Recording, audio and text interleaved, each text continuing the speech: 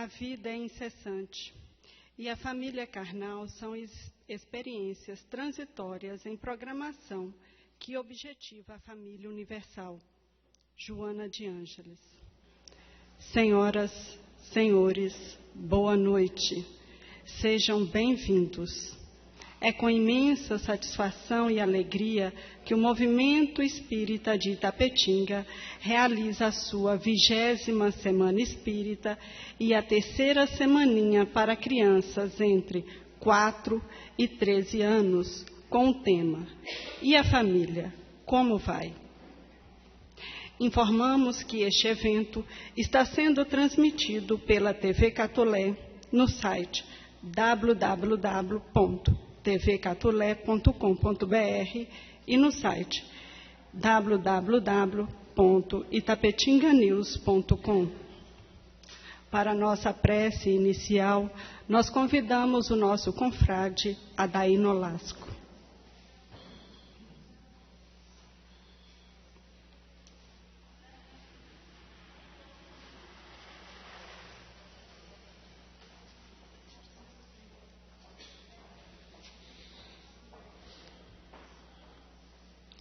Jesus,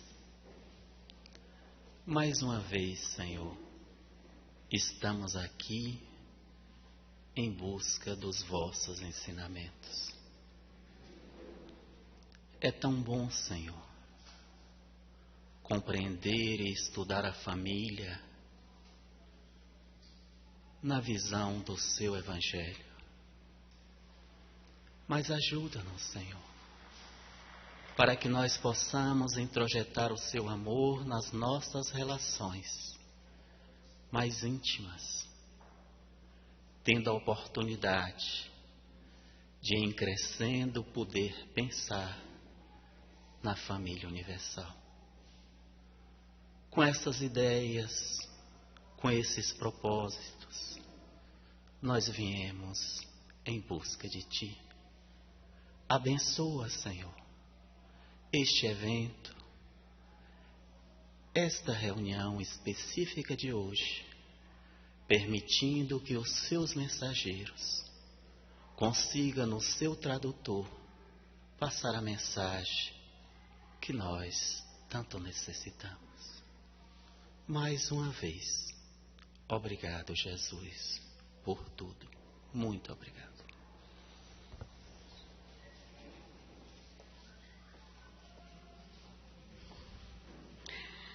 Vamos assistir a um vídeo com uma retrospectiva destes nossos 20 anos em que realizamos a Semana Espírita.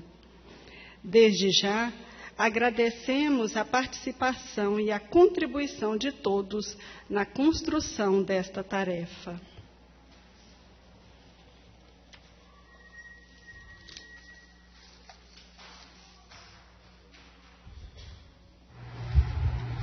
Com o intuito de estudar a doutrina espírita e na busca incessante de praticar o amor irrestrito, foi fundado o primeiro Centro Espírita de Itapetinga no ano de 1957, o Centro Espírita Servos do Senhor. Entre seus fundadores está o saudoso Dr. Joselito Ramos, José Coelho e João Alberto Costa Rocha, em memória. Almerinda Soares de Oliveira, Darcy Mendes, Eramildes Ribeiro Lima e outros. Foi através do empenho desses trabalhadores e da disposição de todos os que se juntaram a eles que a proposta de estudo e divulgação do Espiritismo, visando adquirir conhecimentos e vivência dos ensinamentos do Cristo, tem sido alcançada até os dias atuais.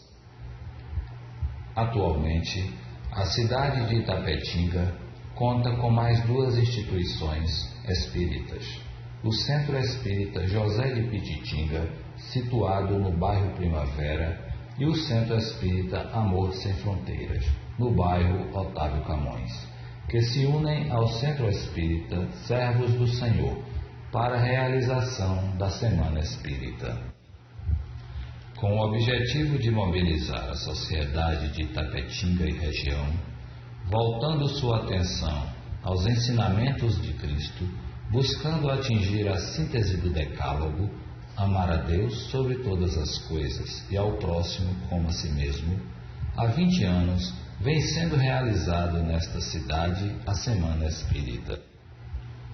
Este evento, desde seu primórdio, contou com o apoio e colaboração do Movimento Espírita de Vitória da Conquista, hoje personificado na União Espírita de Vitória da Conquista.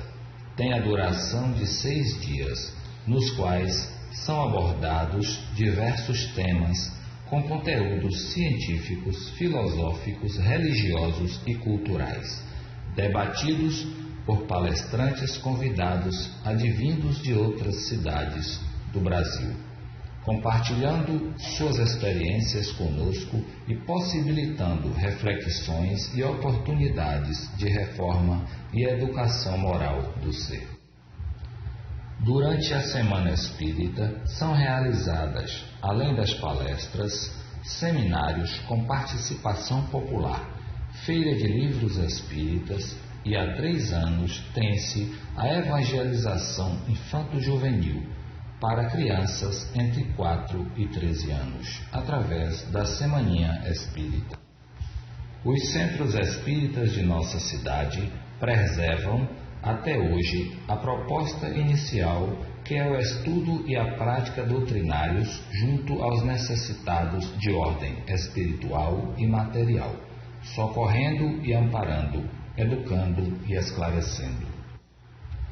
Se o Espiritismo, conforme foi anunciado, tem que determinar a transformação da humanidade, claro é que esse efeito ele só poderá produzir melhorando as massas, o que se verificará gradualmente, pouco a pouco, em consequência do aperfeiçoamento dos indivíduos. Que importa crer na existência dos espíritos, se essa crença não faz que aquele que a tem se torne melhor, mais benigno e indulgente para com seus semelhantes, mais humilde e paciente na adversidade. Assim, poderiam todos os homens acreditar nas manifestações dos espíritos e a humanidade ficar estacionária. Allan Kardec, em O Livro dos Médiuns.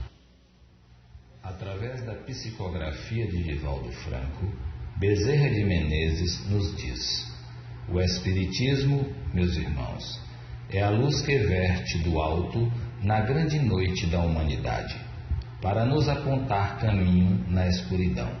O Espiritismo é Jesus de volta, que vem nos convidar a reflexões muito profundas a respeito do que somos, de como estamos e para onde vamos, conscientizando-nos que a lei que deve viger em todas as nossas atitudes é a lei de amor.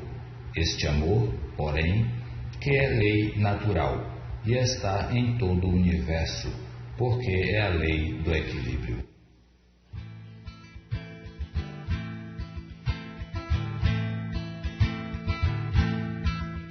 Bem-vindo, irmão de hoje e de outrora, neste ambiente pra falar de amor. É como um hino ao romper da aurora,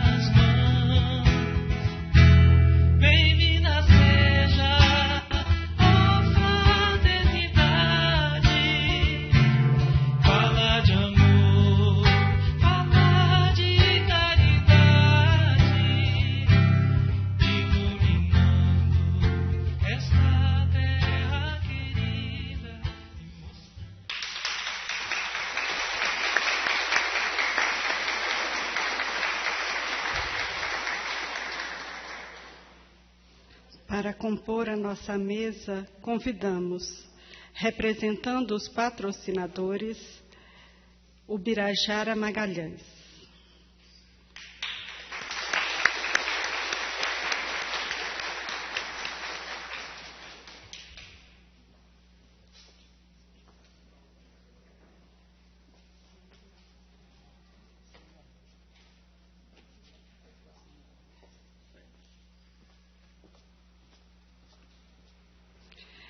Representando o Movimento Espírita de Itapetinga, a nossa irmã Sam Coelho.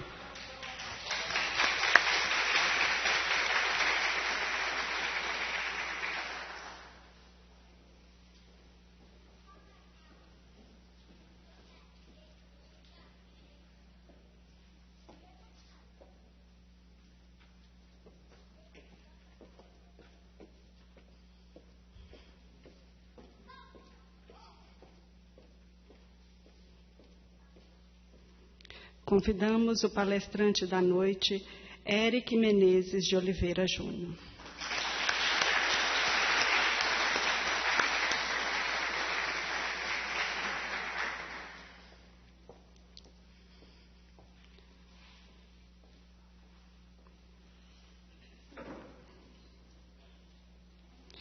Para a realização deste evento, contamos com apoio cultural da Federação Espírita do Estado da Bahia, do Conselho Regional 10 e da União Espírita de Vitória da Conquista. Nossos sinceros agradecimentos a todos aqueles que nos ajudaram, direta e indiretamente, na realização deste evento, em especial a Adriana Alcântara, Aécio Souza Santos, Agrogenética, Alex Dutra, contabilista, Armazém Cruzeiro, Casa de Carne O Bananal, Casa do Óleo, Clintrab, Co Leite, Co Pardo, Contabilidade Objetiva, Dedé Moreira, Fazenda Iaçu, Senhor Darcy Mendes Pinto, Famácia Rares, Zéza Ribeiro, Fazenda Rancho Boiadeiro, Fazendas Arizona, Boa Sorte e Boa Esperança, Felipe Almeida Lima, Fazenda Veneza, Gráfica Moderna, HB Sementes, Labor Análises Clínicas, Lavita, Lavanderia de Itapetinga, Leonardo Dória, Fazenda Nova Iguaçu, Mercadinho Bom Preço, Mercadinho Mini Preço, Mercadinho Pinheiro, NG Engenharia, O Alfinete Armarinho, O Rancho, Olga Livraria e Papelaria, Ramiro Oliveira, Realce Centro de Fisioterapia, Pilates e Estética, Roberto Cabeleireiro, Padaria JJ, Policlin Dr. José Augusto, Sol Paisagismo, VL Agropecuária, Beda Sonorização, Bizunga Todos, César Todos, LL Estúdio, Deco Malhas by Jorge Bel, Blog do Zé Ferreira, site Sudoeste Hoje, site Politicagem na Bagagem, Edilson Lima e Adriane Brito, Rádio Fascinação, Programa De Olho na Semana, Rádio Comunitária, FM Vida Nova, Gilson Vasconcelos e o Programa Regional, FM Cidade, Tarugão e o Jornal da Cidade, FM Cidade, TV Catolé, Rocha Publicidades e Eventos e Colorful.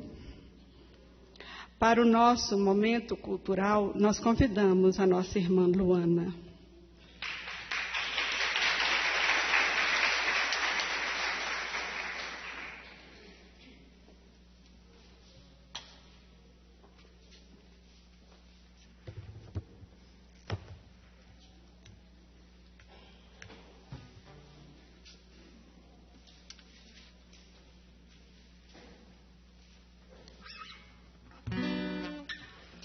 Boa noite a todos. Que a paz do Mestre Jesus nos envolva hoje e sempre. Falar de família é falar de Maria. Então, a primeira canção é Ave Maria.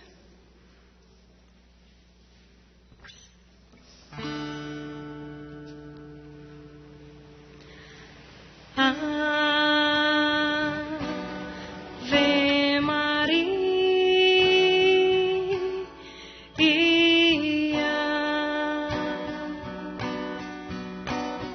Mãe das estrelas, Mãe do céu,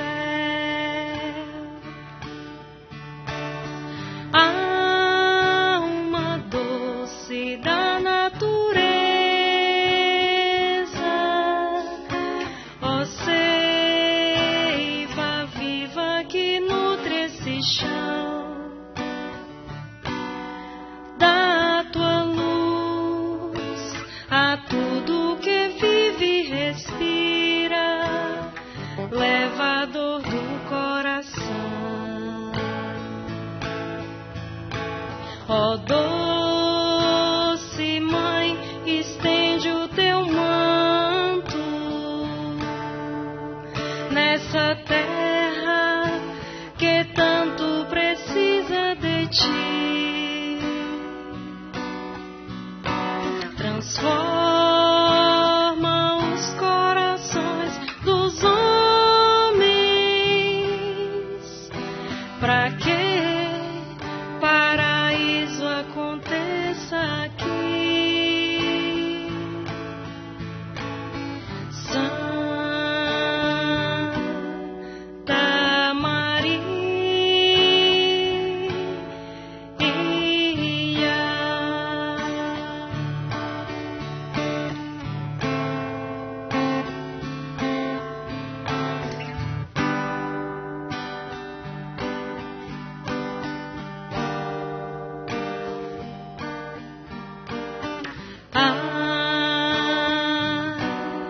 Ave Maria,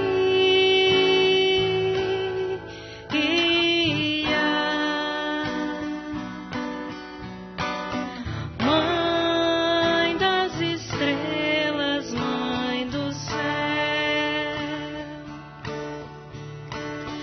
alma doce da natureza,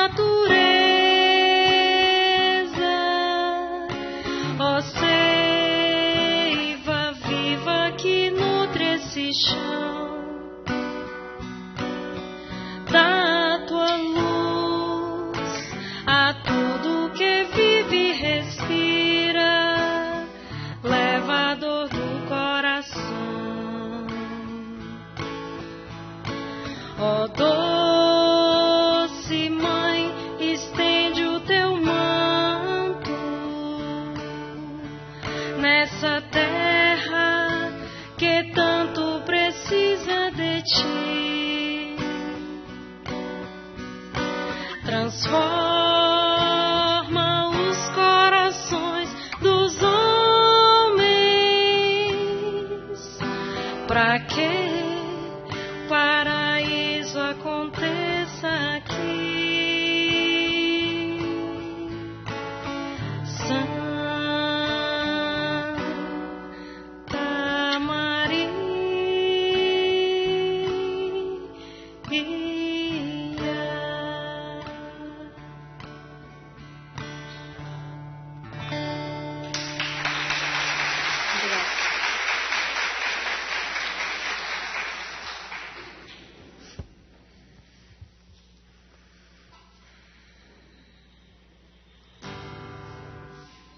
Essa segunda canção, ela se chama Mundo Escola. É uma composição de Gladstone e Tim, da dupla Tim e Vanessa.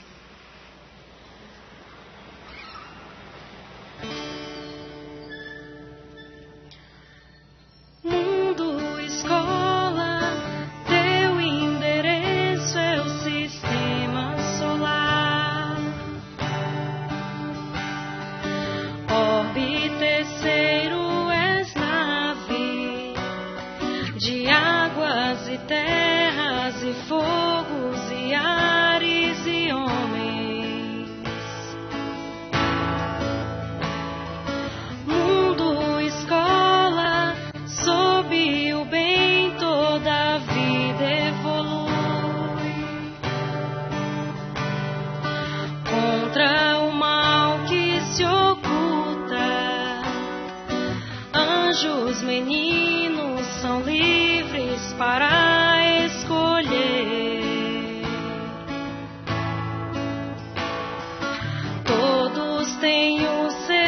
destino e o seu tempo de chegar.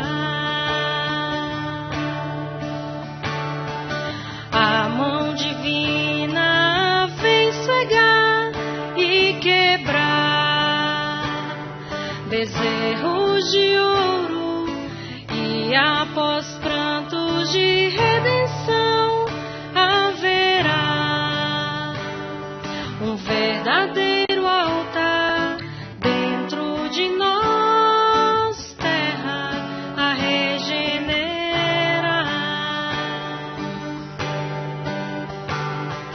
Mundo, escola, teus grãos maduros já vão germinar. Pela aprendida humildade, na rotação, translação do amor, tu serás. Bendita esfera da vida, universidade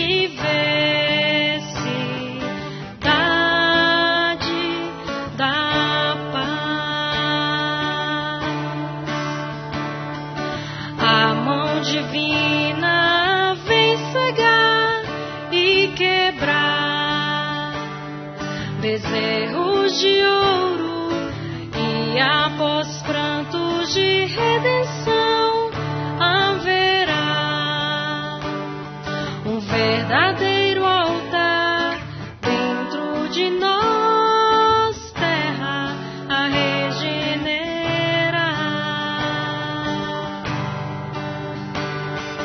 A mão divina vem cegar e quebrar bezerros de ouro, e após prantos de redenção haverá um verdadeiro altar dentro de nós, terra a regenerar.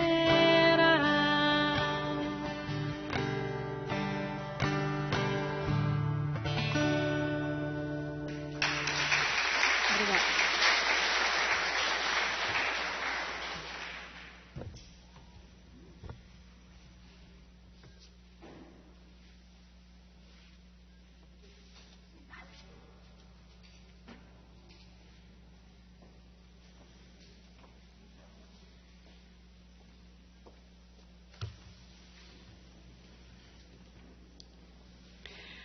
Com a reencarnação e o progresso que lhe é consequência, todos aqueles que se amaram se reencontram sobre a terra e no espaço e gravitam juntos para chegar a Deus.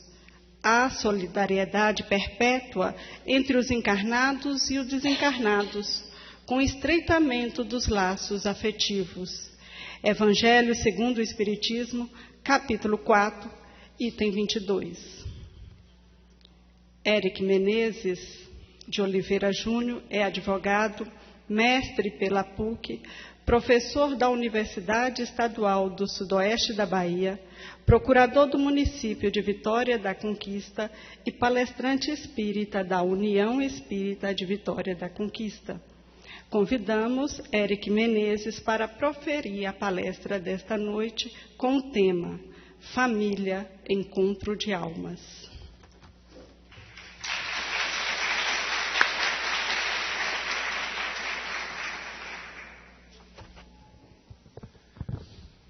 Boa noite, meus queridos irmãos, companheiros do Ideal Espírita. Que a paz do nosso Mestre Jesus possa permanecer conosco hoje e sempre.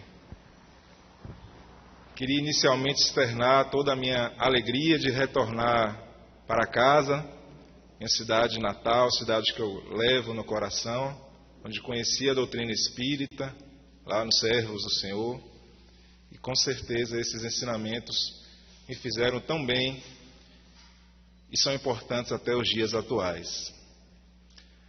Falar de família é falar de um assunto que é caro, que é importante para todos nós, pois ainda aqueles que não somos pais, mas certamente somos filhos. Então, esse assunto família, ele diz respeito a todos nós. Ainda mais quando observamos esse grave cenário por que passa a nossa nação, o mundo, e com certeza a família é uma das chaves, ou a principal chave, para solucionar essas graves mazelas da nossa sociedade. O objetivo fundamental da nossa vida, da nossa existência, não pode ser a busca pela felicidade, pois espíritos imperfeitos que ainda somos, em razão dessas imperfeições intelectuais, morais, o sofrimento faz parte da nossa vida, pois onde há imperfeições, vai existir sofrimento, vão existir conflitos. Dessa maneira, o objetivo central que deve guiar a nossa existência deve ser a busca pelo nosso aperfeiçoamento, a busca pelo nosso progresso, pela nossa evolução, a busca pela nossa reforma íntima, de maneira a superarmos essas limitações, essas dificuldades e caminharmos em direção a Deus. E sem sombra de dúvida, dentro desse trabalho de reforma íntima, a qual todos nós somos convidados, o Livro dos Espíritos nos traz, na sua terceira parte, que trata das leis morais, também denominadas de leis divinas ou naturais, um roteiro que deveria guiar a nossa existência, que deveria guiar a nossa vida. Pois tal qual nos é afirmado na questão 621 do Livro dos Espíritos, essas leis morais, divinas ou naturais, elas se encontram gravadas no íntimo da nossa consciência. E, portanto, delas nenhum de nós pode se afastar. Quando observamos essas leis, a paz, a tranquilidade, vão se fazer presentes em nossa vida, porque estamos com a consciência tranquila. Mas quando temos atitudes inadequadas, quando buscamos fazer o mal, ou quando temos condutas levianas, as dores, os conflitos, vão se fazer presentes na minha vida, de maneira a nos demonstrar que não estamos no caminho correto. Portanto, não há necessidade de nenhum aparato externo para fiscalizar o cumprimento dessas leis, pois elas se encontram gravadas no íntimo de cada um de nós.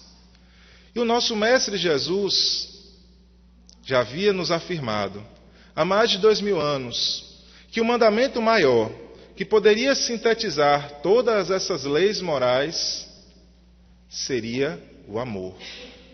O amar a Deus sobre todas as coisas e amar ao próximo como a nós mesmos. O amor resume todas as leis, resume todos os profetas e retrata na sua essência o nosso Pai Celestial. Mas como amar a Deus? Como amar ao próximo se não nos amamos? Para que possamos amar a Deus, para que possamos amar ao próximo como a nós mesmos, é fundamental, inicialmente, que nos amemos. A partir do alto amor, é que nos habilitamos, que nos capacitamos a amar ao próximo. E a partir do amor ao próximo, nos habilitamos a amar o nosso Pai Celestial. Mas para que possamos verdadeiramente nos amar, temos que nos observar enquanto espíritos imortais, espíritos reencarnados, que estão tendo mais uma oportunidade evolutiva na presente existência. Sendo assim, o nosso Livro dos Espíritos nos afirma que todos nós, enquanto espíritos, fomos criados como um princípio inteligente. Fomos criados como uma centelha divina, mas que temos como objetivo final alcançarmos a perfeição. O nosso destino já está traçado. Essa rota ascensional que nos levará um dia à condição de espíritos de luz, de espíritos perfeitos. Mas nos é evidente que essa perfeição, ela não pode ser alcançada ao término de uma única existência. Porque são tantas áreas que temos que nos aperfeiçoar, são tantas qualidades que temos que desenvolver, que por mais que nos esforcemos diariamente, nós não vamos conseguir alcançar a perfeição ao término de uma única existência.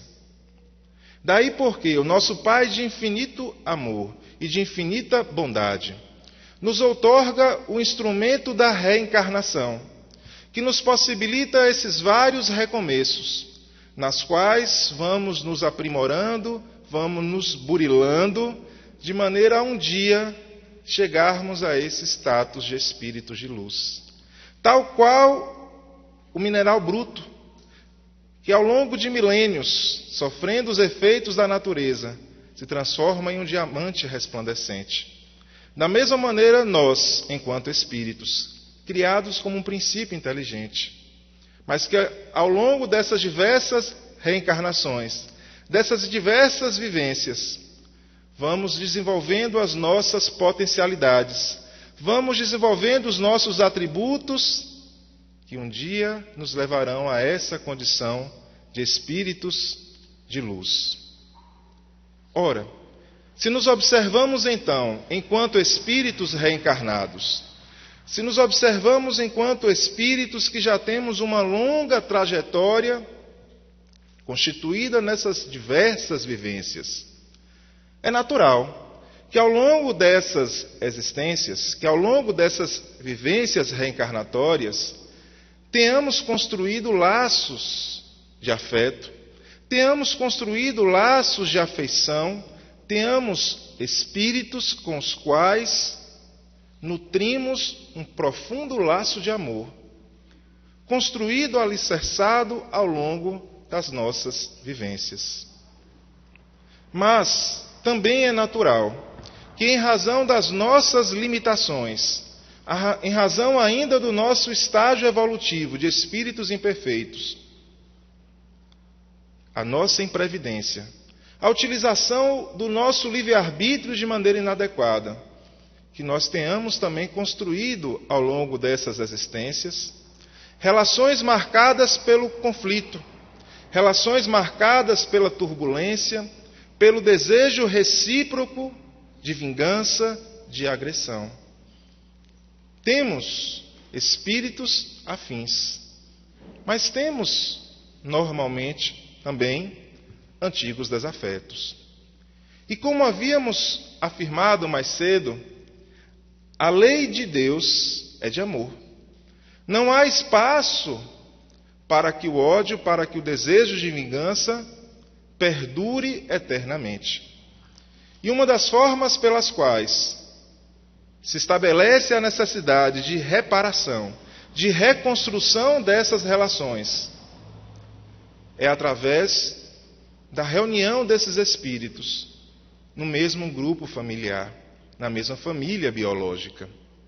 Daí porque, quando analisamos a questão da nossa família corpórea, em geral nós vamos encontrar, dentro do nosso núcleo familiar, espíritos afins, espíritos com os quais nutrimos um profundo laço de afeição, um amor sincero, muito respeito. Mas vamos encontrar também, em geral, dentro dos nossos núcleos familiares, antigos desafetos, antigos rivais, que são colocados dentro do nosso núcleo familiar, para que nós possamos buscar reconstruir essas relações, restabelecer essas relações que eram pautadas até então pelo ódio, pelo desejo de vingança. E a partir da junção, pelos vínculos de consanguinidade, possamos restabelecer essas relações para que elas passem a ser pautadas pela amorosidade, para que elas passem a ser pautadas pela afetividade. Daí porque nós vamos encontrar em nossa família o nosso grande porto seguro. Nós vamos encontrar em nossa família as nossas maiores bênçãos, as nossas maiores alegrias. Mas vamos encontrar também em nossos núcleos familiares graves dilemas, espinhos que precisam ser trabalhados. Nós vamos encontrar em nossa família o nosso porto seguro, mas vamos encontrar também grandes dificuldades. O nosso Mestre Jesus Cristo, numa passagem que é retratada no Evangelho de Mateus, e que está colocada no Evangelho segundo o Espiritismo, lá no seu capítulo 14, que trata de honrar pai e mãe, vai trazer um ensinamento que busca demonstrar a existência de duas famílias. Uma família biológica, sanguínea, e uma família espiritual. Assim nos retrata o Evangelho de Mateus, que Jesus estava reunido em sua casa com os apóstolos e acercado de uma grande multidão de pessoas. E lhe é informado que os seus irmãos e que sua mãe se encontrava do lado de fora da residência, o chamando para terem uma conversa para com ele. E Jesus, sabendo da intenção dos seus familiares, que naquele momento era de recriminá-lo, ele vira para os apóstolos e para as pessoas que ali se encontravam com ele e afirma: quem são meus irmãos, quem é a minha mãe, senão aqueles que seguem o ensinamento do meu Pai Celestial. Ao trazer essa passagem, Jesus de maneira nenhuma estava menosprezando a importância da sua família biológica, mas estava apenas buscando nos chamar a atenção que além dessa família biológica, nós temos também uma família espiritual. A família espiritual é aquela composta por espíritos com os quais temos um profundo laço de afeto. Um profundo laço de amor, de afeição, que fora construído ao longo dessas diversas experiências reencarnatórias. Essa família espiritual vai ter espíritos que estão reencarnados conosco, no nosso núcleo familiar, às vezes na condição de pais, de irmãos, de filhos, de esposa. Vai ter nessa família espiritual espíritos que estão reencarnados na condição de amigos, de companheiros da nossa vivência diuturna. Mas vai ter também nessa família espiritual muitos espíritos que permanecem na erraticidade, na espiritualidade, e que acompanham a nossa vida, e que se apresentam muitas vezes diante de nós na condição do nosso anjo da guarda, do nosso espírito protetor, a nos auxiliar nos bons propósitos, a nos auxiliar nos momentos de dificuldade. Então nós temos essa família espiritual, marcada pelos laços de afeto, marcada pelos laços de amor. E temos a nossa família biológica, que como afirmamos mais cedo, é composta por espíritos afins, mas também por antigos desafetos. Meus irmãos, quando compreendemos então que a lei de Deus nos impõe a necessidade do progresso, que esse progresso se dá ordinariamente pela adequação às leis morais, e dentre essas leis morais, mandamento maior, amor. Percebemos então a grave responsabilidade que temos dentro do nosso núcleo familiar. A grave responsabilidade que temos em nossa família de buscar pautar essas relações familiares pela amorosidade, pelo afeto, pelo respeito, por um esforço diuturno de reconstruir relações. Se compreendemos então que todos nós somos espíritos reencarnados E que a lei que pauta essas reencarnações é a lei de causa e efeito, é a lei de ação e reação, em decorrência da qual nós somos os construtores do nosso destino. Nós estamos colhendo no hoje aquilo que nós fizemos no ontem. Estamos colhendo as alegrias ou as dificuldades que semeamos no ontem. Se percebemos então essas premissas, nós temos que observar que as nossas famílias não são formadas pelo acaso. Nenhum espírito que está reencarnado dentro do nosso núcleo familiar se encontra reencarnado por acaso. Nós estamos necessariamente na família que nós merecemos? Não. Porque às vezes pode ser que espíritos atrasados que ainda somos, merecêssemos estar em uma família com maiores dificuldades, com ainda mais problemas. Mas pela providência divina, nos reunimos com espíritos mais evoluídos, que vão nos auxiliar nos bons propósitos, que vão nos auxiliar à adequação às leis morais. Sim, temos essas situações. Assim como temos também situações em que não necessitaríamos mais passar por algumas dificuldades, por alguns problemas, mas por vontade própria, queremos reencarnar em determinados núcleos familiares para buscar resgatar espíritos que cometeram equívocos no passado, mas que são de grande afeição para conosco. E nós pedimos voluntariamente para reencarnarmos naqueles núcleos familiares, buscando ajudar, orientar aqueles espíritos. Então não estamos necessariamente na família que merecemos, mas estamos na família que precisamos.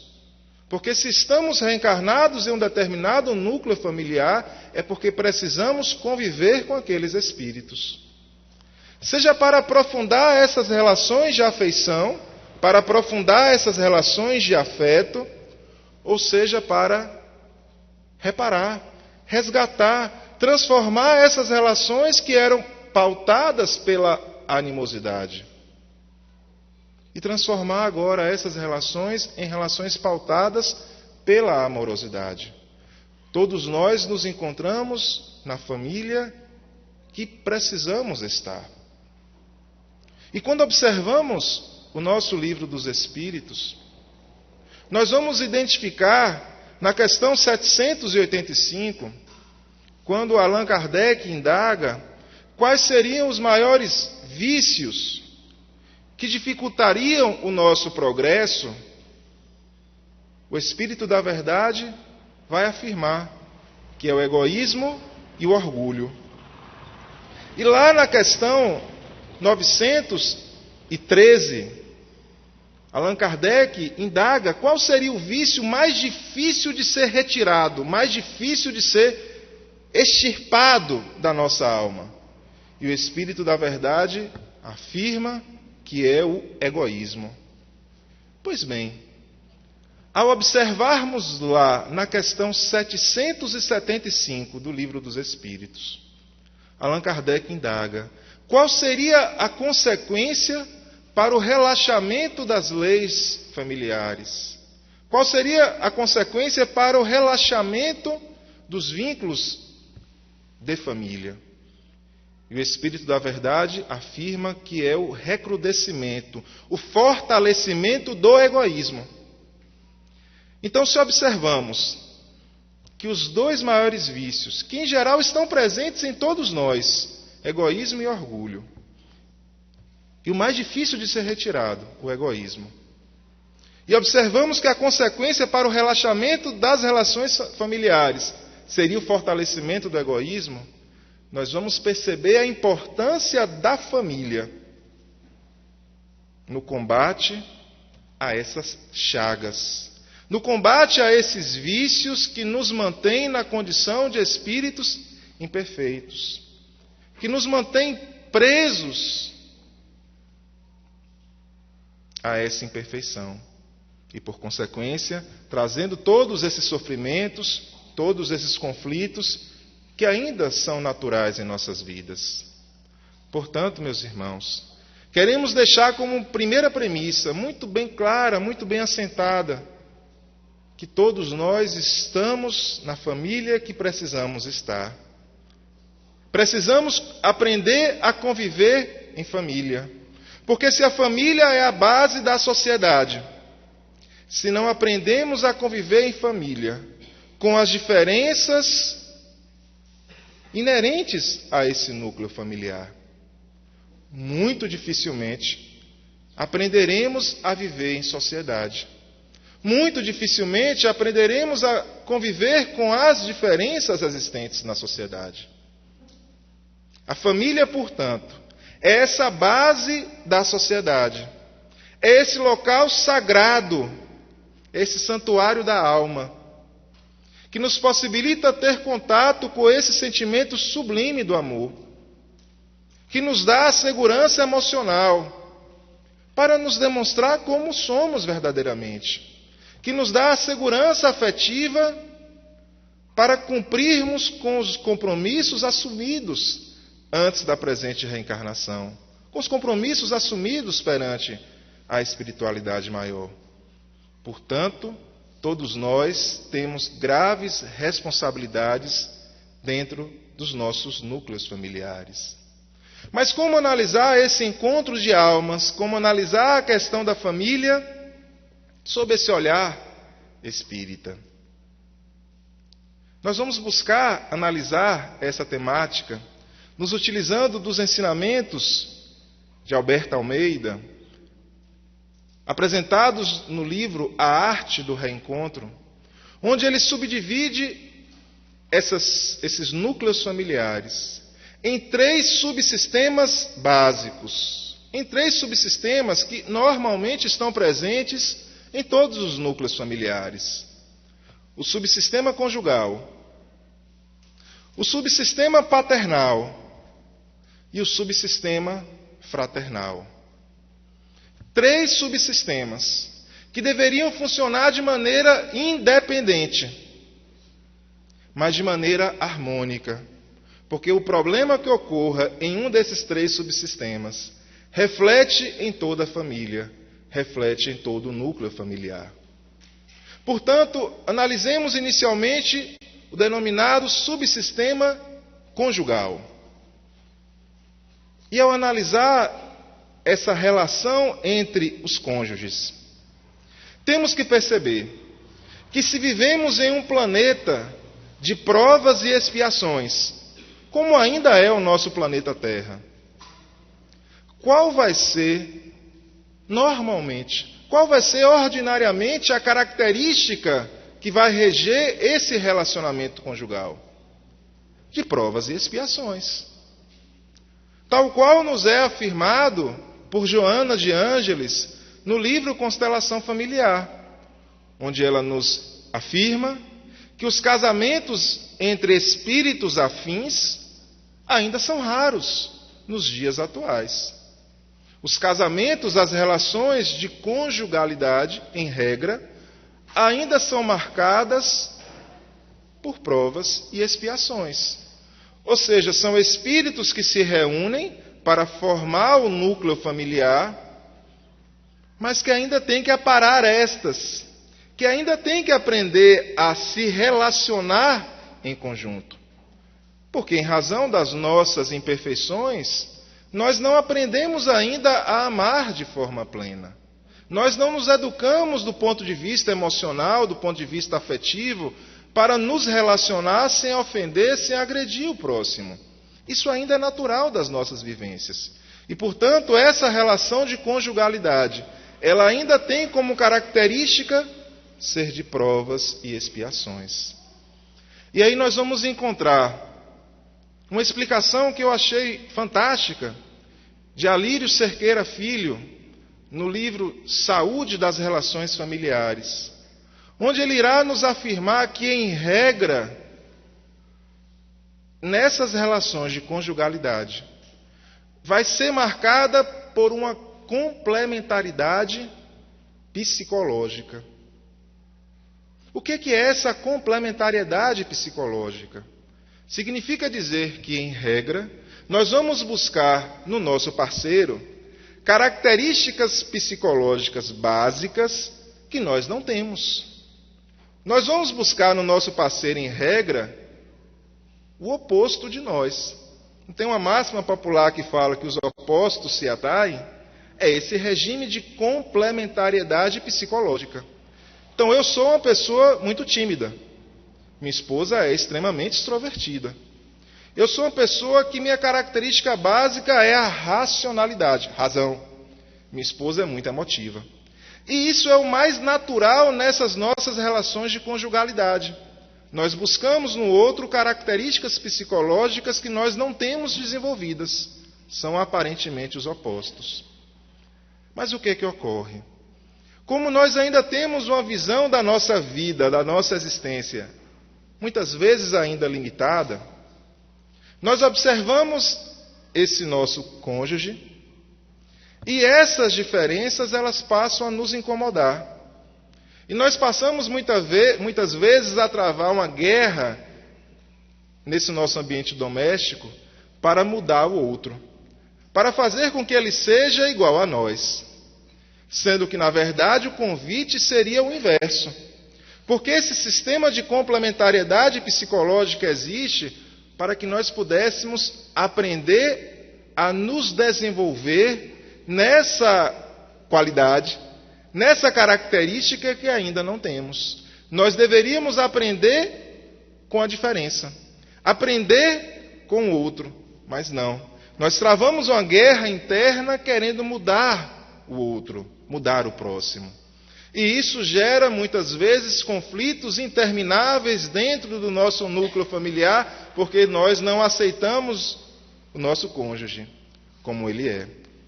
E agregado a essa característica, nós temos ainda um problema muito presente nos nossos dias atuais, porque a nossa legislação humana, ela facilitou em demasia o divórcio. E nós temos uma cultura hoje na sociedade que muitas vezes estimula esse trocar de parceiros. Então, se nós temos uma dificuldade dentro do nosso casamento, ao invés de muitas vezes nós nos esforçarmos o máximo possível para fazer com que esse matrimônio dê certo, nós trocamos de parceiro. Como se troca de roupa, como se faz uma coisa banal. Não percebendo as graves consequências dessas relações para toda a família. Porque esse sistema de conjugalidade, os dois cônjuges, seriam a base de sustentação, as vigas mestras de toda a família. Se esses dois alicerces não estão bem fincados, não estão bem entrosados, toda a família sofre. Com isso, nós estamos querendo dizer que o Espiritismo compreende que as leis divinas proíbam o divórcio? Não, não é isso que eu estou dizendo. O que o Espiritismo compreende é que nós devemos ter responsabilidade diante da nossa vida. Compreendermos que todos os nossos atos têm consequências. E que essas nossas relações de conjugalidade têm uma extrema importância para a solidificação de toda a família. E que, portanto, devemos investir os nossos maiores esforços para que essa relação dê certo. Se evitamos, se fizemos todos os esforços e não foi possível, para evitar, às vezes, problemas maiores de agressão, de traição, é possível adotarmos uma saída do divórcio. Mas apenas quando todas as tentativas tiverem sido esgotadas. Quando nós percebermos que chegamos ao nosso limite, que demos tudo o que podíamos de nós e ainda assim não fora suficiente. É uma responsabilidade que nós temos que ter diante da nossa vida, percebendo a importância do matrimônio, percebendo a importância da família, para que honremos com os nossos compromissos assumidos perante a espiritualidade maior. Ainda nos utilizando dos ensinamentos de Alberto Almeida, ele nos afirma que esses dois cônjuges, que funcionam como se fossem dois pilares de sustentação de todo o núcleo familiar, que nós devemos estabelecer entre os cônjuges elos de ligação, pontes de ligação. E quanto mais elos, quanto mais pontes de ligação estabelecêssemos, mais sólida essa relação. Estabelecermos o elo de ligação da afetividade, o elo de ligação da amorosidade, o elo de ligação da amizade. Buscarmos solidificar uma relação saudável, alicerçada, volto a afirmar, no afeto, na amorosidade. Apenas assim estaremos dando passos significativos para a construção de uma família saudável, uma construção de uma família equilibrada, onde os seus membros se respeitem e nutram um profundo afeto entre si. Vamos ter também o subsistema paternal, composto por essa relação pai-filho, por essa relação mãe-filho. E nesse subsistema paternal, primeiro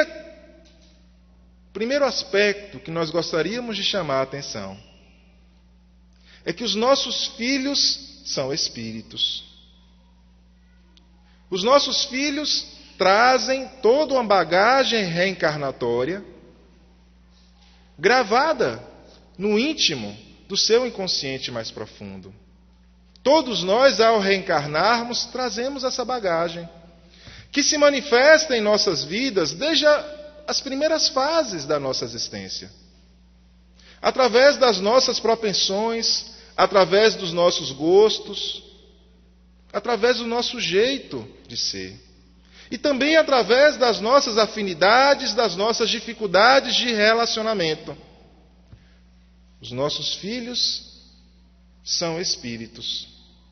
Dessa maneira, como nos afirma Hermínio de Miranda, no livro denominado Nossos Filhos são Espíritos.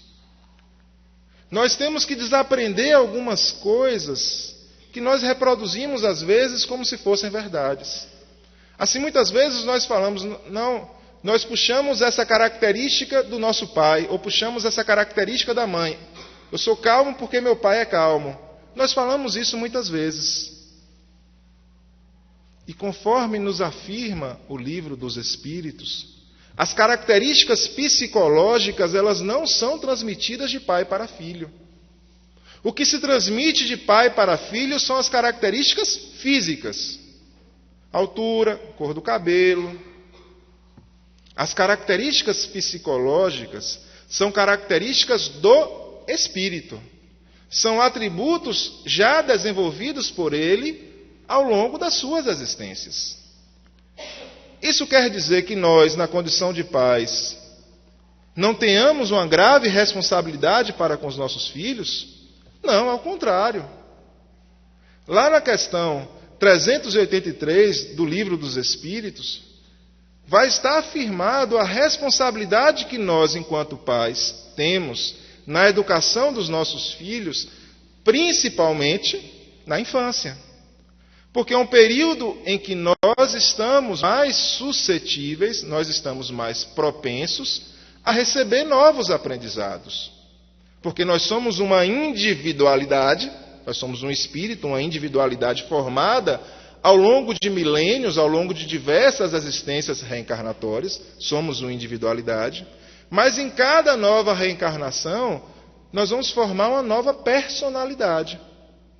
E para a formação dessa nova personalidade em cada reencarnação, essa individualidade, essa nossa bagagem reencarnatória, tem uma grande importância? Tem. Mas a educação familiar também tem.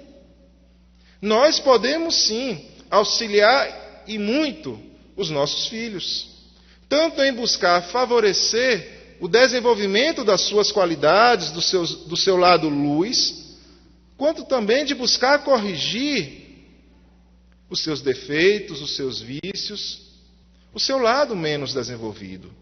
Todos nós, enquanto pais, temos uma grande responsabilidade na educação dos nossos filhos, que deve ser pautada, sem sombra de dúvida, pela amorosidade, que deve ser fundamentada, sem sombra de dúvida, no amor.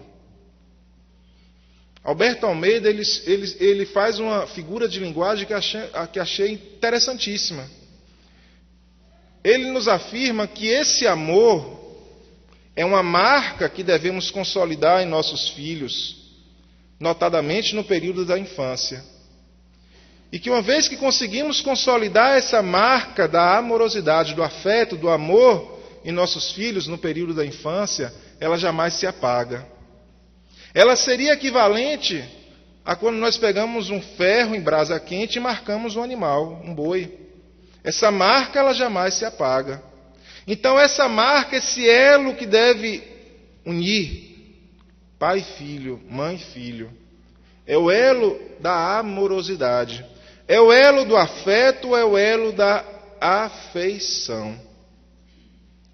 Ora, mas se compreendemos então que nós recebemos enquanto espíritos, na condição de filho, espíritos imortais, que estão reencarnados, que estão apenas em mais uma etapa evolutiva, nós temos que compreender que com aqueles filhos, nós já temos relações anteriores.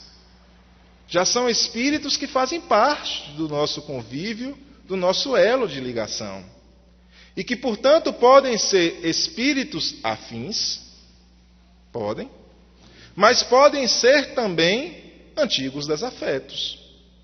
Nós podemos receber na condição de filhos espíritos afins, mas podemos receber na condição de filhos antigos desafetos.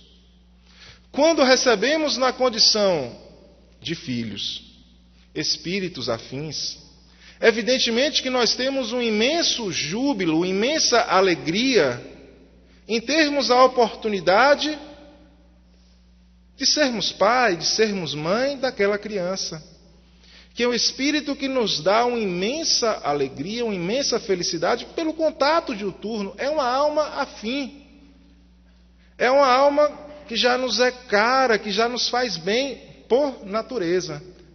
É uma relação extremamente saudável.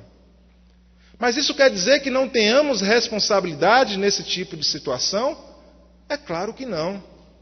Porque se os filhos naturalmente já observam os pais como exemplo, quando o pai ou a mãe é um espírito afim, esse exemplo está redobrado, porque ele aí sim vai observar o pai ou a mãe como grande herói. E como os filhos cada vez mais seguem os pais pelo exemplo, se nós não somos pessoas educadas emocionalmente, se nós não somos pessoas comprometidas com essa necessidade de reforma íntima, de renovação de valores, quais são os exemplos que nós vamos dar para os nossos filhos? Como é que nós vamos estar orientando os nossos filhos na presente existência? Nós temos que ter um olhar atento para os nossos filhos, percebendo que eles são espíritos. E, por consequência, com características inatas, com propensões inatas. Tanto aspectos já desenvolvidos, lado luz, quanto também aspectos negativos, os defeitos, os vícios. Nós temos que ter esse olhar para os nossos filhos, um olhar de espíritos imortais. Porque se deixamos-nos apenas seduzir pela amorosidade dessa relação, nós não vamos cumprir o nosso papel como educadores que somos. Nós não vamos cumprir o nosso papel de buscar devolver para a espiritualidade, posteriormente, esse filho, melhor do que quando aqui ele reencarnou. E temos todos nós essa grave responsabilidade enquanto pais. Me permitam dar um exemplo pessoal. Meu filho mais velho, Arthur, uma criança extremamente inteligente, extremamente danada. Um espírito afim, um espírito com o qual não me recordo de ter brigas, temos uma relação extremamente saudável, mas extremamente danado.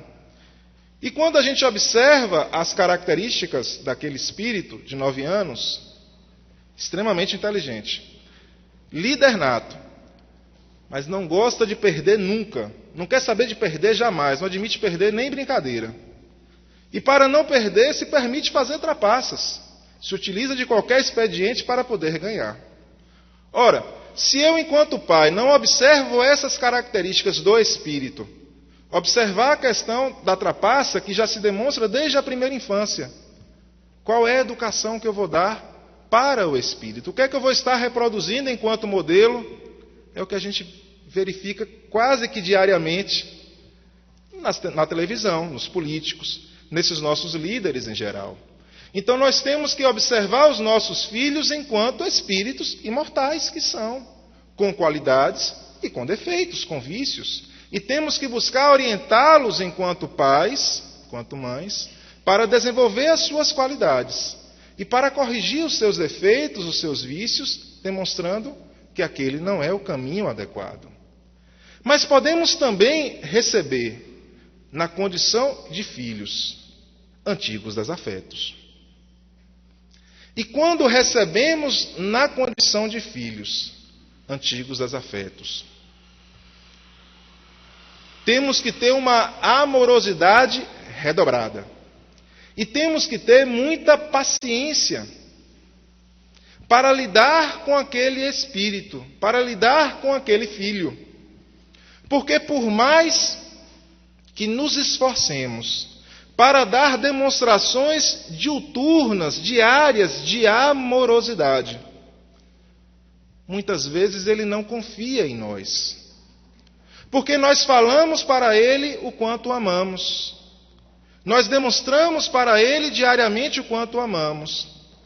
Mas como a nossa bagagem reencarnatória está gravada no íntimo da nossa consciência, ele sabe lá no passado o que nós fizemos para ele.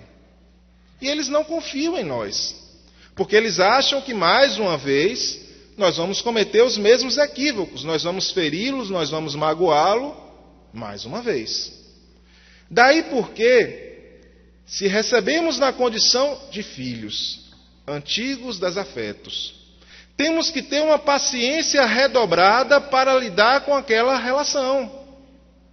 Porque muitas vezes, para conquistarmos a confiança daquele ser, pode ser que demore toda a existência.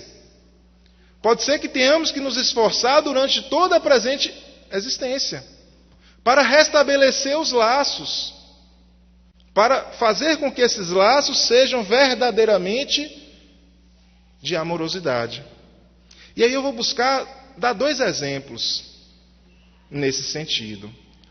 Um primeiro apresentado por Hermínio de Miranda, nesse livro que nós mencionamos mais cedo, Nossos Filhos São Espíritos, onde ele nos relata o caso de uma senhora com seus 30 e poucos anos, que irá procurá-lo por conta dos conflitos psicológicos que estava passando, porque ela tinha verdadeira aversão à sua mãe. E ela reconhecia que a sua mãe, durante toda a sua existência, tinha sido extremamente amorosa, tinha cuidado dela, tinha se desdobrado para fazer o que fosse de melhor na sua vida. Mas, no entanto, ela não suportava o contato físico com a mãe. Quando a mãe lhe dava algum alimento, ela tinha a intenção de rejeitá-lo porque ela não confiava na mãe. E ela vai procurar Hermínio de Miranda para tentar uma terapia de regressão de memórias, uma terapia de vidas passadas. Ao que Hermínio de Miranda, naquela situação, entende que não é o mais oportuno. Porque vai perceber que naquela situação ficara claro que eram espíritos anteriormente rivais, mas que a mãe já havia se comprometido em restabelecer as relações. E que ela, enquanto filha, também precisava agora se esforçar para restabelecer essas relações, para restabelecer esses laços de afeto.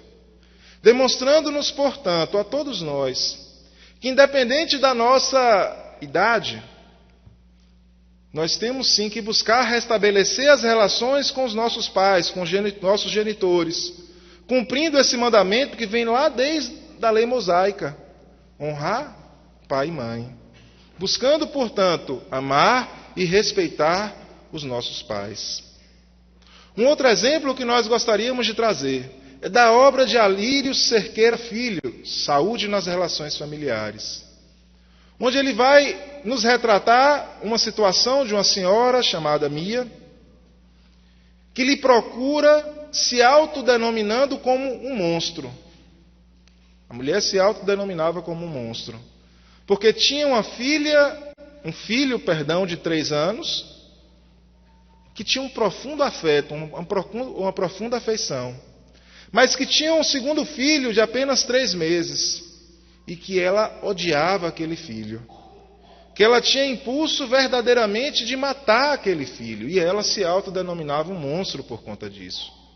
E Alírio Cerqueira Filho vai buscar fazer uma terapia de regressão de vidas passadas, e vai identificar que na existência anterior, aquela mãe havia mantido um relacionamento com aquele filho, e na existência anterior era um jovem. Havia mantido um relacionamento com aquele jovem que a engravidara e abandonado ela. Ela procurou os seus pais, que também não lhe deram guarida, e ela acabou indo morar em um prostíbulo, onde morreu ainda jovem por conta de doenças sexualmente transmissíveis.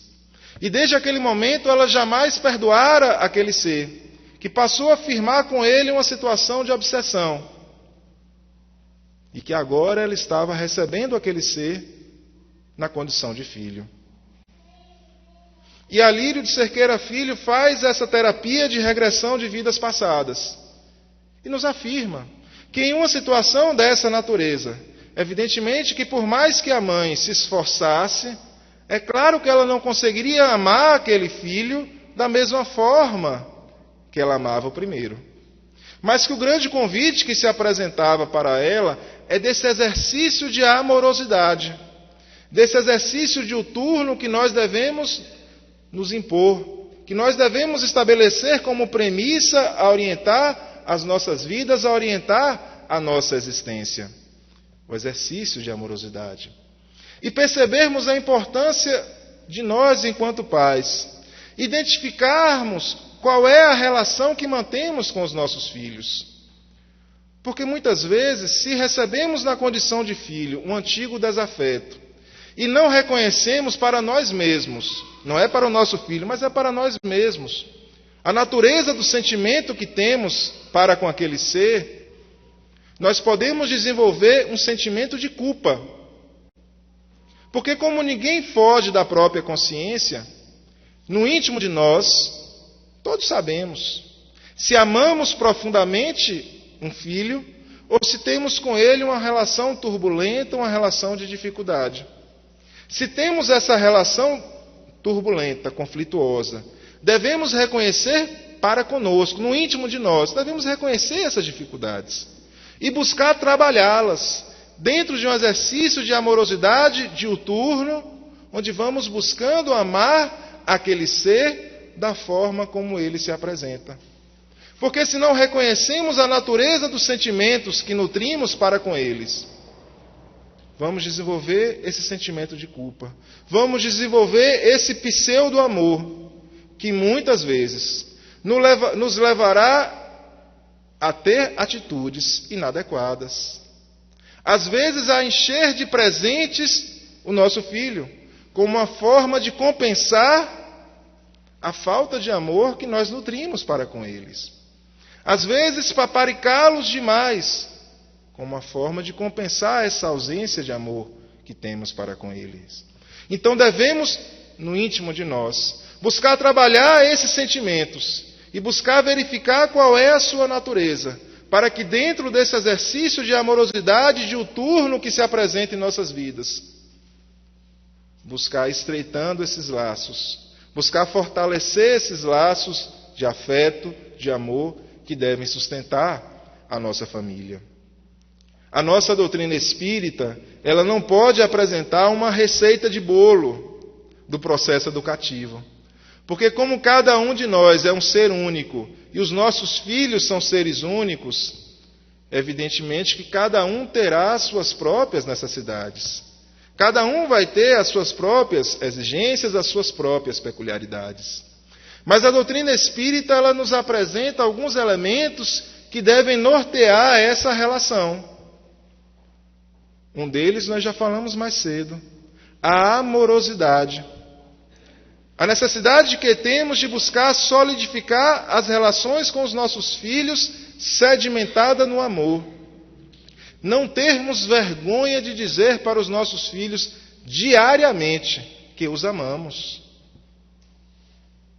Não ter nenhuma forma de receio de abraçarmos, de beijarmos os nossos filhos e termos essa relação física de afeto. Porque é esse afeto que vai dar segurança emocional, que vai solidificar essas relações. Porque temos que observar que posteriormente a esse período de infância, onde os filhos naturalmente nos veem como heróis, nós vamos ter o período de adolescência, que é um período de transição, é um período de passagem para a vida adulta. E nesse período de adolescência, é natural que o espírito busque independência, que ele busque se demonstrar como verdadeiramente é, com as suas características, com as suas propensões. Mas se lá na infância nós marcamos com elo de amor, nós sedimentamos esse elo de amor, na adolescência há esse período de independência, mas esse elo não se perde, porque esse elo está construído, está sedimentado. Então nós, enquanto pais, temos que observar as necessidades, as características de cada período. E percebermos que na adolescência, a nossa responsabilidade também se faz presente. Porque nós não temos ali ainda um adulto, não é um adulto ainda. E, portanto, ele necessita ainda da nossa tutela emocional, da nossa orientação enquanto pais. Eles requerem independência, sim, eles pleiteiam independência.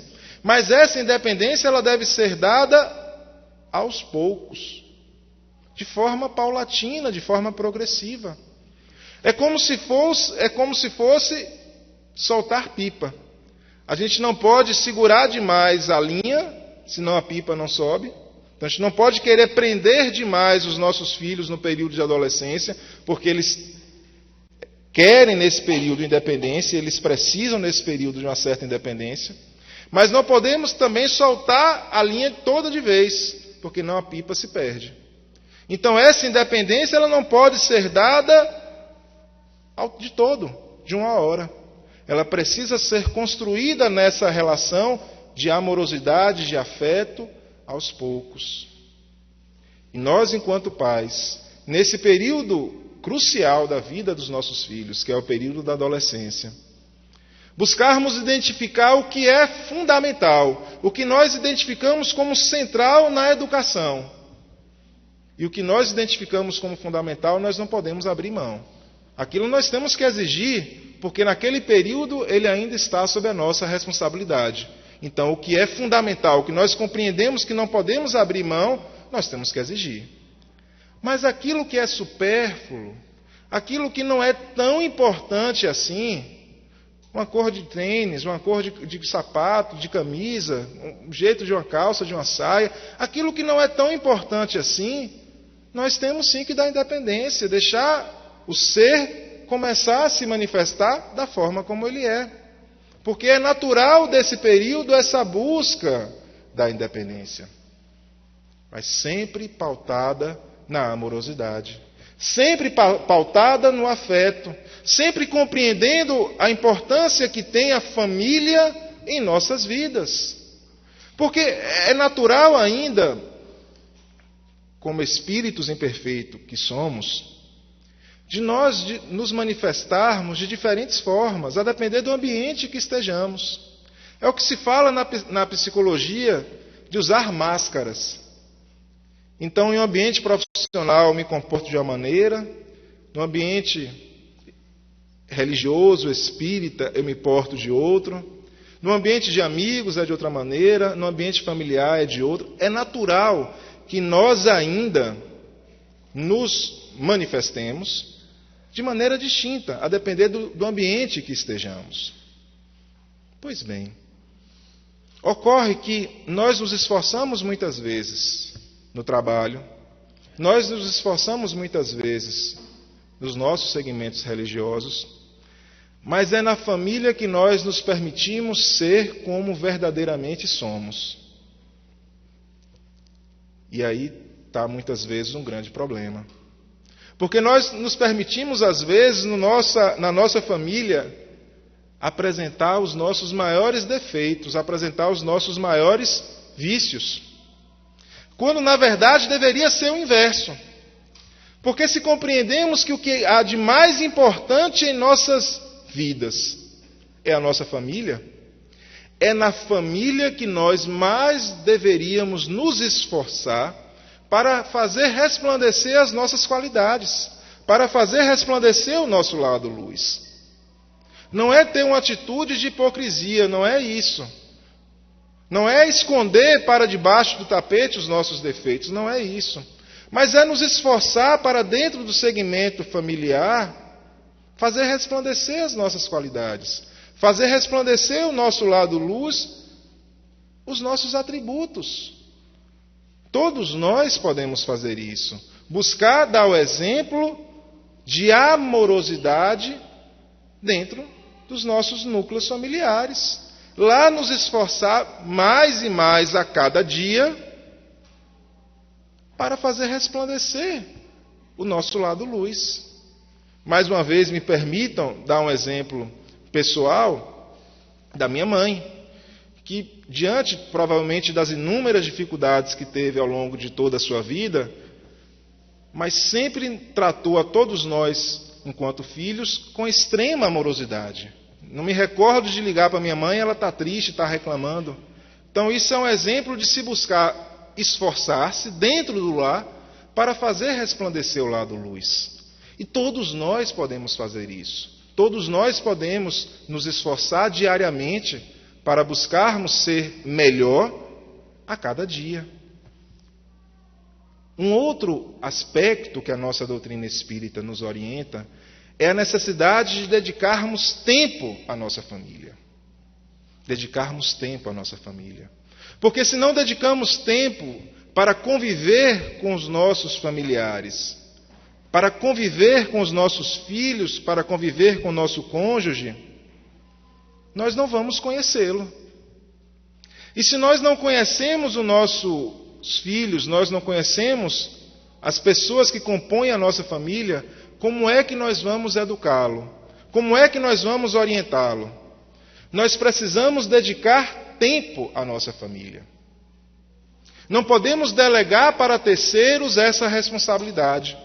Delegar para babá, empregada doméstica, delegar para a escola, delegar para os amigos. Não, a responsabilidade é nossa enquanto pais. A família exige abnegação. A família exige renúncia. Então todos nós temos que dedicar tempo à nossa família para buscar conhecer e, por consequência, conseguir influenciar positivamente os nossos filhos, para orientá-los de maneira adequada na presente existência. E um último subsistema familiar que nós gostaríamos de mencionar, o subsistema fraternal, que é o composto pela relação entre os irmãos.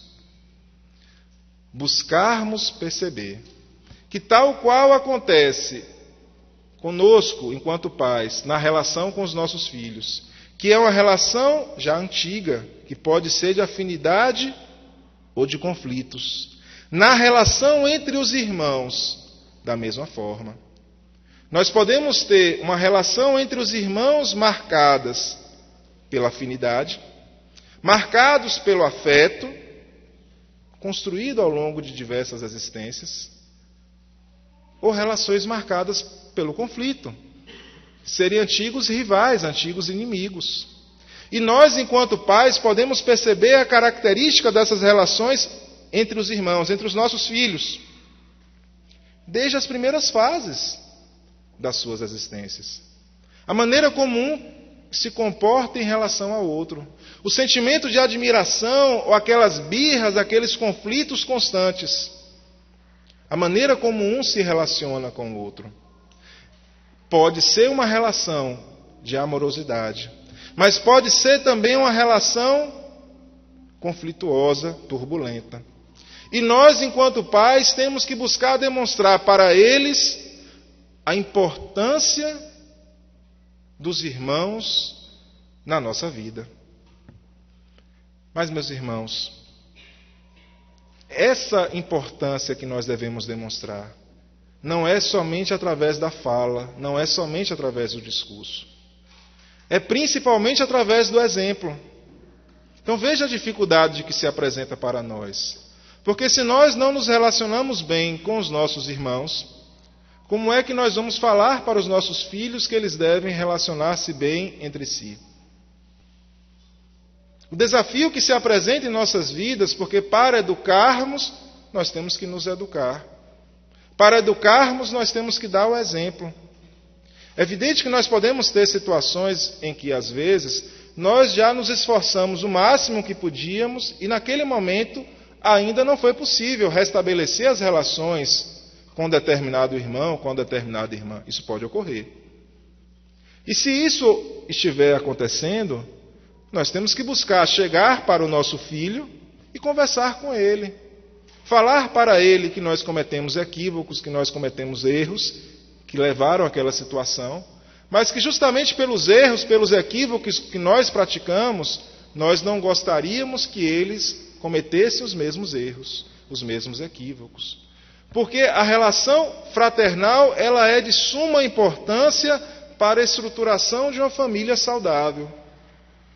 A maneira como nós incentivamos, enquanto pais, essa relação, devendo ter muito cuidado, para não gerarmos ciúmes em nossos filhos. A maneira como tratamos um em detrimento, afastando o outro. Para não gerar inveja, a maneira como nós nos relacionamos com os nossos filhos. É evidente que não podemos tratá-los de forma igual, porque eles não são iguais. Mas buscar ter um relacionamento com os nossos filhos, de maneira a não gerar ciúmes, não gerar conflitos entre eles. Buscar respeitar essa relação de irmandade, que é de fundamental importância para a estruturação de uma família feliz. Meus irmãos, compreendemos tal qual nos é afirmado na Gênese, que estamos passando por um período de transição, que estamos passando por um período de mudanças, de planeta de provas e expiações, para esse planeta de regeneração, que se anuncia, que se apresenta diante dos nossos olhos. E nesse período de transição, enormes compromissos se apresentam dentro dos nossos núcleos familiares. Porque os filhos que nós recebemos, ou são espíritos já comprometidos com o bem, já comprometidos com a construção desse planeta de regeneração, e que nós, enquanto pais, devemos buscar não atrapalhá-los, buscar orientá-los, buscar nos esforçar o máximo possível para incentivar a eles nos bons propósitos, incentivar que eles desenvolvam esse lado luz, as suas qualidades. Mas recebemos também, na condição de filhos, espíritos que estão tendo a sua última oportunidade no planeta Terra. Espíritos endividados, espíritos com vários conflitos a serem reparados, a serem resgatados. E nós temos uma enorme responsabilidade com esses nossos filhos, em buscar incentivar o desenvolvimento do seu lado luz, em buscar incentivar o desenvolvimento das suas qualidades, dos seus atributos, das suas potencialidades da alma. E esse processo educativo, ele pode auxiliar em muito esse resplandecer dessas qualidades. A assunção dessa nossa responsabilidade enquanto pais, de buscarmos dar o exemplo de amorosidade, de afeto, de abnegação dentro da nossa família, é de fundamental importância para orientarmos os nossos filhos na presente existência. Não nos é dado o direito de nos mantermos indiferentes. Todos temos que assumir uma postura, um papel nesses graves dias que estamos passando. Assumirmos esse compromisso de abraçarmos verdadeiramente a causa do Cristo, de buscarmos fazer o nosso papel, de fazer o melhor que podemos para a construção de uma nova era, para a sedimentação de novos valores. E essa construção dessa nova era, a sedimentação desses novos valores, não se faz necessariamente com grandes obras. Se faz normalmente através do trabalho silencioso, de humildade, que realizamos dentro da nossa família. É lá que devemos fazer germinar, florescer esses atributos que caracterizarão os dias de amanhã. Então todos nós somos convidados, diariamente, a buscarmos abraçar essa causa do Cristo, a abraçar esse jugo do Cristo, que é um jugo leve, nos permitir florescer o amor, nos permitir desenvolver esse sentimento de amorosidade de maneira diuturna, combatendo de forma silenciosa o orgulho, o egoísmo, a vaidade dentro dos nossos lares, dentro da nossa família. Esse é o grande convite que a nossa doutrina espírita nos apresenta. Muita paz.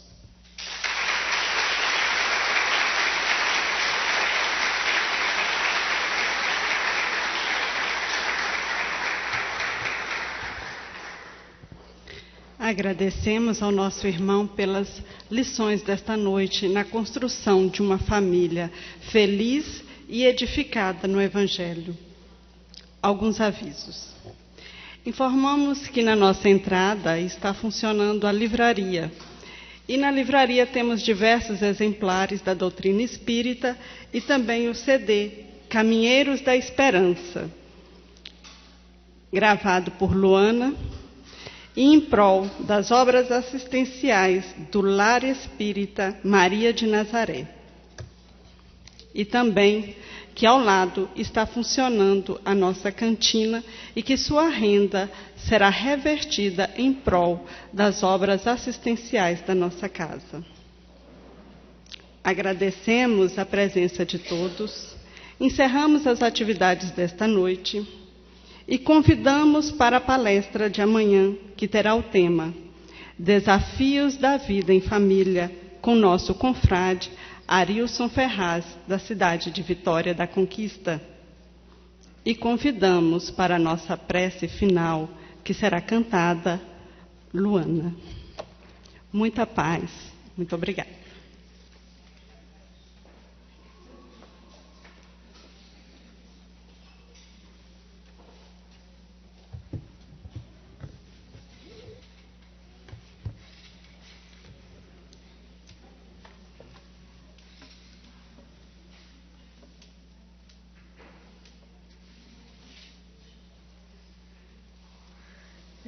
Sempre que somos convidados para estar presente em um evento, tentamos trabalhar uma música que tenha, na verdade, todas as músicas que tenham a ver com o tema.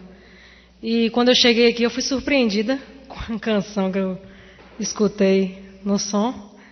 E foi justamente a música que trabalhamos para finalizar o evento dessa noite.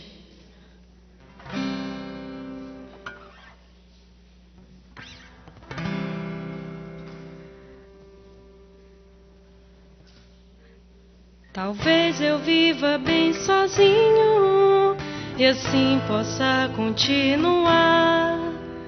Mas sei que eu tenho um compromisso e eu não posso me enganar. Errar faz parte do caminho, mas juntos vamos encontrar o amor de mãe, de pai e filhos. A família é o lugar. São muitas casas pelo mundo, mas muito poucas têm um lar. E eu vou tentar fazer de tudo pra esse laço apertar. Errar faz parte do caminho, mas juntos vamos encontrar o amor de mãe, de pai e filhos. A família é o lugar. Talvez eu viva bem sozinho e assim possa continuar, mas sei que eu tenho um compromisso e eu não posso me enganar. Errar faz parte do caminho, mas juntos vamos encontrar o amor de mãe, de pai e filhos. A família é o lugar. São muitas casas pelo mundo, mas muito poucas têm um lar. E eu vou tentar fazer de tudo pra esse laço apertar. Errar faz parte do caminho, mas juntos vamos encontrar o amor de mãe, de pai e filhos. A família é o lugar. A família é o lugar. A família é o lugar.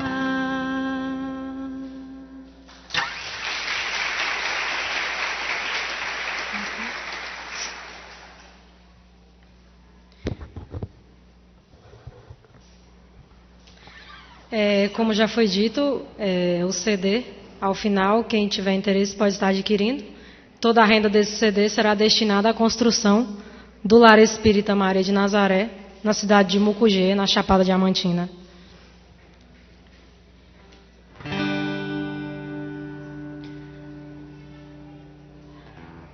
Mestre Jesus, do alto do monte ensinou, sua voz como um canto ecoou. Me ensine o caminho, Senhor, do reino de paz.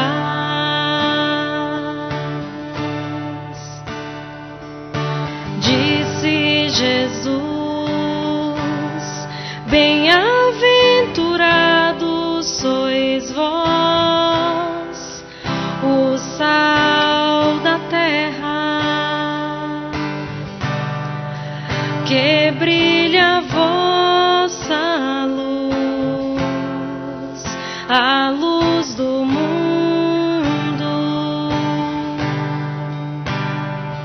Bem-aventurados sois vós, os pobres de espírito. Bem-aventurados sois vós, que estáis aflitos. Bem-aventurados sois vós, os pacíficos,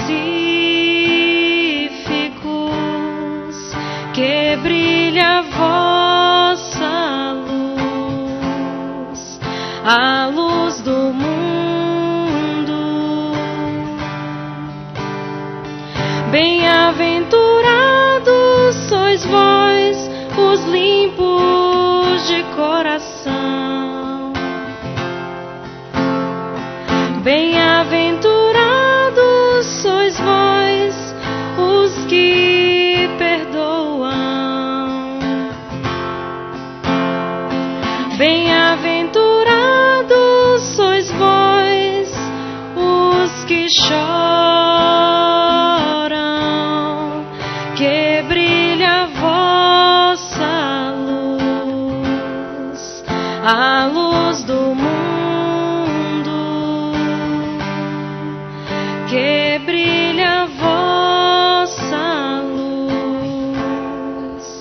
a luz do mundo.